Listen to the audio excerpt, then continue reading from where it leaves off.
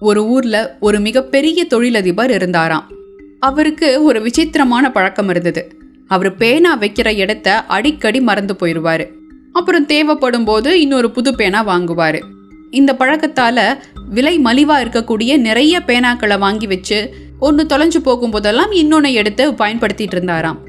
என்னதான் இருந்தாலும் அவருடைய இந்த பழக்கம் அவருக்கு ரொம்ப மன வருத்தத்தை கொடுத்துச்சு.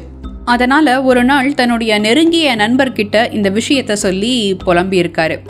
இதை கேட்ட அந்த நண்பர் உடனே இவரை ஒரு கடைக்கு கூட்டிட்டு போய் 22 கேரட் தங்கத்தால ஆன ஒரு விலையுயர்ந்த பேனாவை வாங்க சொல்லியிருக்காரு.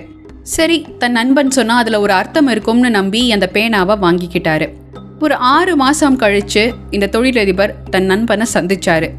அப்போ அந்த நண்பர் இந்த பேனா மறதியை பற்றி விசாரிக்க தன் பாக்கெட்ல பத்திரமா இருக்கிற அந்த பேனாவை காட்டின தொழிலதிபர் இப்பெல்லாம் தன் பேனாவை மறந்து எங்கேயும் வைக்கிறது இல்லைன்னும் தன் செயல்களில் நல்ல முன்னேற்றம் இருக்கிறதாகவும் சொன்னார்.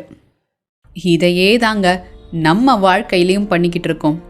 ஒரு பொருள் நம்மக்கிட்ட தங்கறதில்ல அப்படின்னா அதுக்குண்டான மதிப்பை நாம் கொடுக்கறது இல்லைன்னு தான் அர்த்தம்.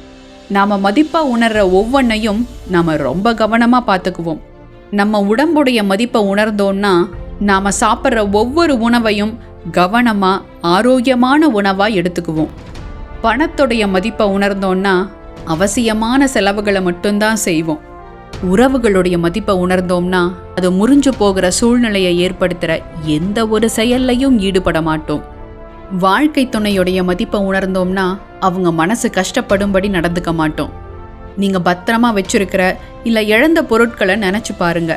எதுக்கு மதிப்பு கொடுத்தீங்க, எதை உதாசீனப்படுத்துனீங்கன்னு உங்களுக்கே தெரியும்.